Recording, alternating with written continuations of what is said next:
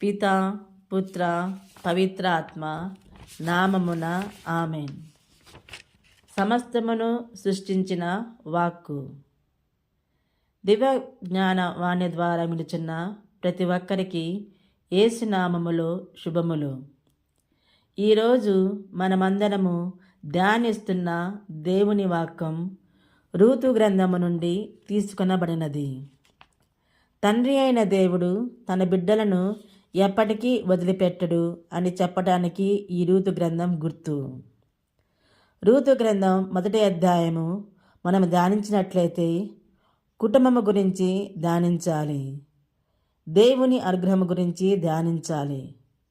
కుటుంబము అనగా భర్త, భార్య, కొడుకులు, కోడండులు. కుటుంబమునకు ఆధారమైన యజమానుడు మరణించగా ఆ కుటుంబము ఏ విధముగా ఆధారము లేకుండా ఉంటుందో ధ్యానించాలి. రూతు గ్రంథము 1వ అధ్యాయము మనము ధ్యానించినట్లయితే యూదా మండలములందలి బెత్లెహేము అను గ్రామములో నివసించు ఎలిమేలేకు అను అతడు అతని భార్య నవోమిని కొడుకులను తీసుకొని కరువు కాటకము వలన యోవాబు వలసపోయెను. అక్కడ ఎలిమెలెకు అతని కుమారులు మరణించరి. అతని భార్య నవోమి ఒంటరి అయినది. కానీ దేవుడు నవోమి కుటుంబమును వదిలిపెట్టలేదు. తిరిగి నవోమిని తన కోడలైన రూతును బెత్లెహేమునకు చేర్చెను. సర్వశక్తిమంతుడైన ప్రభువు కష్టాలు నష్టాలు కలిగించినప్పటికీ తన వద్దకు తిరిగి తనను చేర్చుకొనెను అని నవోమి తలంచింది. అదేవిధముగా మనమందరము ఒక్కసారి తల్లి జ్ఞానమ్మ గారిని జ్ఞాపకము చేసుకుందాము.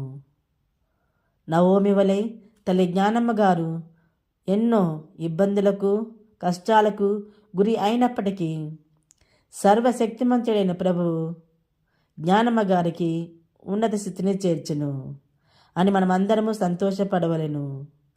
అదేవిధముగా ఈరోజు ప్రత్యేకముగా వితంతువుల కోసం ప్రార్థిద్దాము.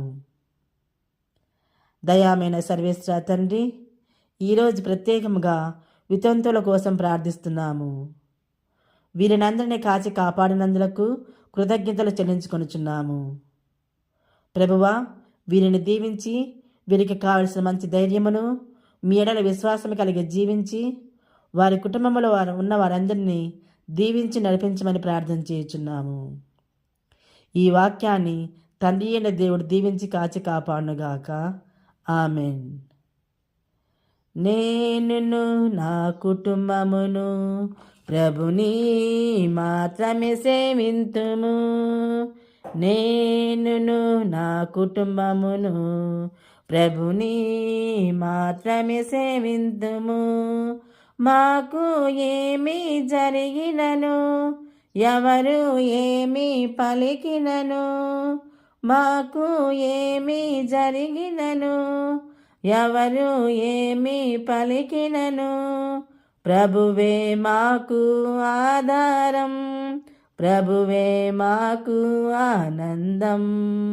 హల్లెలూయా హల్లెలూయా హల్లెలూయా హల్లెలూయా హల్లెలూయా హల్లెలూయా హల్లెలూయా